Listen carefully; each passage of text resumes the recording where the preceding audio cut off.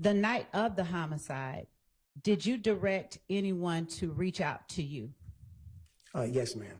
And who did you direct to reach out to you? Kenneth Copeland. How did you reach out, or how did you direct Kenneth Copeland to reach out to you? Upon returning to the homicide office so I can start my investigation, I got alerted by the Zone 3 Morning Watch Mobile Patrol of a shooting that just happened on Van Ira. Mm-hmm. And from what the officers gathered was that this was... Sustained. Okay. We won't talk with Okay. you about the officers on Van Ira Okay. and what they said. Okay, ma'am. But were you able to determine whose residence or what was on Van Ira at that location that the officer told you about? Yes, it was Kenneth Copeland's baby mother's house. All right. And how did that cause you? Why was that of interest? And to ask a better question, what did you do after you spoke with the officer about the shooting on Van Ira? At that time, I went out to the scene myself. Okay. Did you speak with anybody on scene at Van Ira? Yes. Who did you speak with without saying what they said? I believe her last name was, now I look at the notes. Nope, I don't mind at all. I don't want to mess up her last name. Quartermain. Okay. Deshawn Quarterman? Yes, ma'am. Okay. And did you speak with anyone else? I spoke with Kenneth Copeland over her phone, over her cell phone. All right. What did you see at Van Ira that caused you to be interested in talking to Kenneth Copeland? What did you see? There were assault-style rounds, spent shell casings in the middle of the street. Now, were you able to see what type of shell casings, if any, were on scene at 330 McDaniel Street? Yes, ma'am. And what type, if you recall, did you observe on scene at 330 McDaniel Street? At 330 McDaniel Street, there were 7.62 assault rifle rounds. There were 45 caliber rounds and 9mm caliber rounds. How familiar are you with firearms? Very familiar. And what training have you received in firearms over your career, not only as a law enforcement officer, but in the military? Extensive. All right. Tell the jury what kind of training.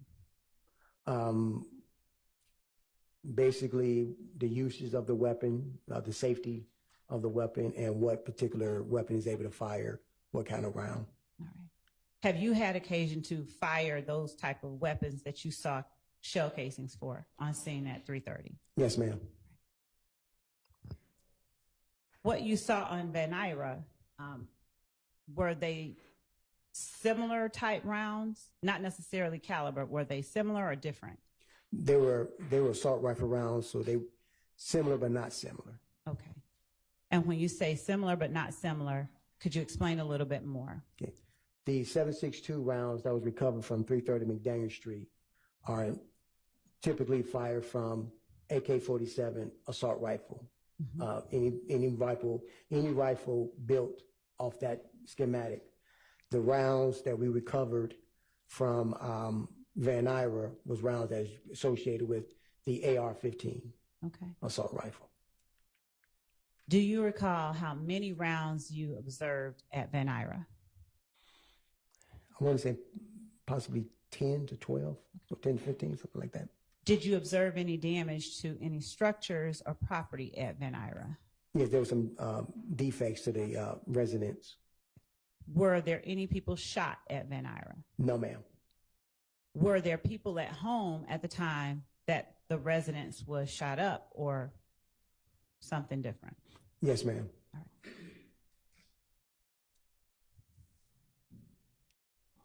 How long did you stay on scene at 330 McDaniel Street from when you first arrived? I believe I arrived probably about 4, maybe 5 hours. Okay. So approximately what time did you leave? I left probably around 1:30 a.m. And what time would you say that you went to check out Van Ira? Probably about, the call came in I want to say probably around 1:40, 1:45 a.m. All right. And how long, where were you when that call came in? Had you made it back to police headquarters or Yes, were you ma'am. still on scene? I made it back to police headquarters. And how long did it take you to get to Van Nuys after you got that call? Probably about 10 minutes. Okay. Did Deshaun Quarterman offer to have you speak with Mr. Copeland, or did you ask her to call Mr. Copeland? I asked her to call Mr. Copeland. Okay. Did she tell you her relationship to him before you asked her to call him? Yes, ma'am. And were you able to get his phone number from her or any information like that? No, ma'am. How long did you speak with Mr. Copeland? Roughly about maybe 3 minutes, just to let him know that he needs to come down to the office and talk to me. Okay. Did he come down to the office and talk to you? Yes, he did. Do you have any idea how long after you asked him to come down and talk to you that he actually arrived at the police station? I'm going to say probably between 20 to 30 minutes. When he came to the police station, do you recall, did you meet him in an interview room at the police station? No, actually, I met him. Oh, No. Go ahead, I'm sorry. I met him in the rear of the police headquarters. Okay. I was standing by. I'm sorry, I was standing by with his brother, waiting for him to get there. Who is his brother? I forgot his brother's name. I don't recall his brother's name. Are you familiar with anyone by the name of Rontrez Brock? Yes.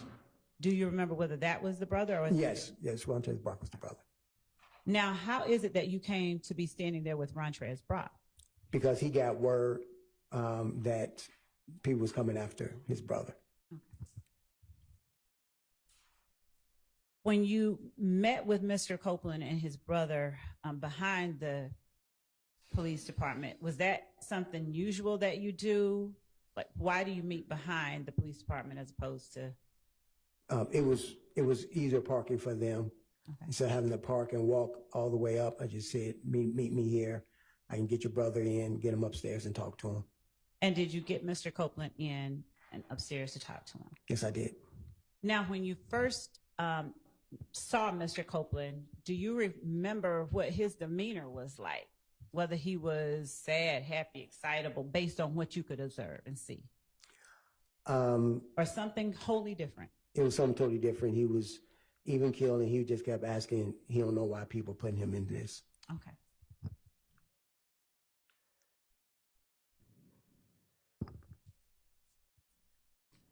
Did you tell him that he had to come upstairs and talk with you?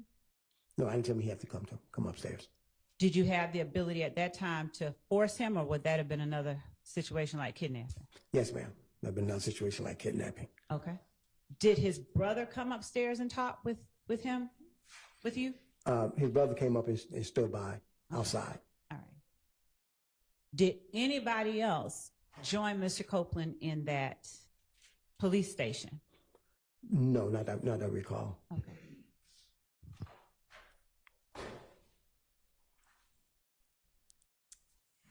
Do you remember about how long you talked to Mr. Copeland in the police station? I think maybe a couple of hours, an hour or two. Did you talk to him inside an interview room, outside an interview room, or both? Inside the interview room. Did you start any conversations before you got to the interview room? No, just basically that his name had come up in the investigation. Okay. Now, when you have people that you want to talk to, are these interview rooms always equipped with recording devices, video and sound? Yes, ma'am.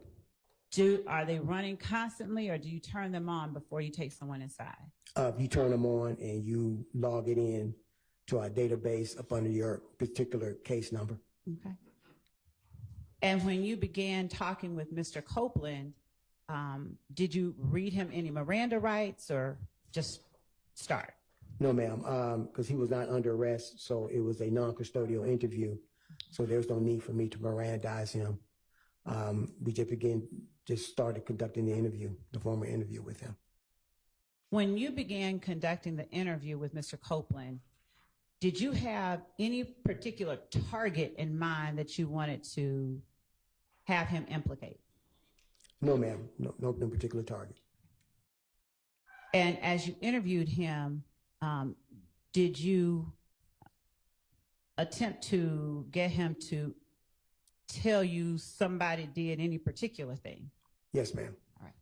And were you telling him the people that you wanted him to talk about, or were you asking him for information or something in the middle? Yeah, I was asking for information, and pretty much the question was always in the middle. Okay.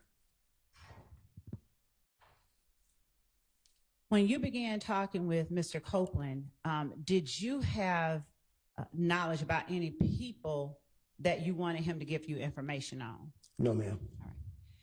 And during the course of your conversation with Kenneth Copeland, did you get information that led you to other people you were interested in talking to? On that initial night, no. Yeah. And was there any particular concern that you understood Mr. Copeland to have that night? Other than he spoke about an altercation.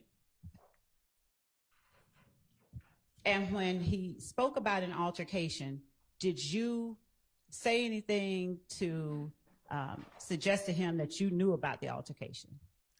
Somewhat, yes, ma'am. Now,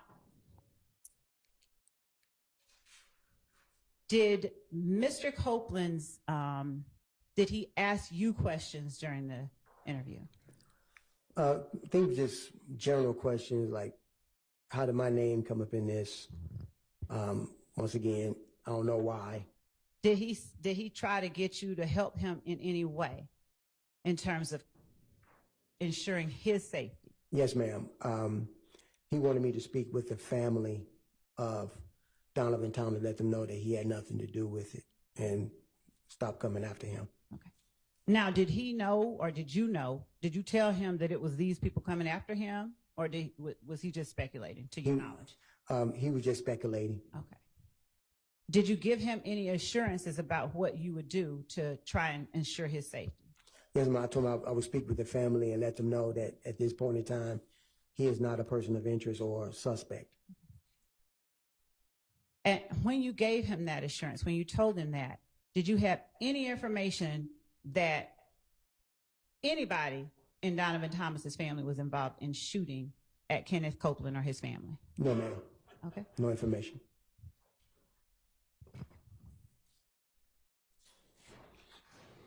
At the time that you told Kenneth Copeland that, had you spoken with any member of Donovan Thomas's family? Not at that time.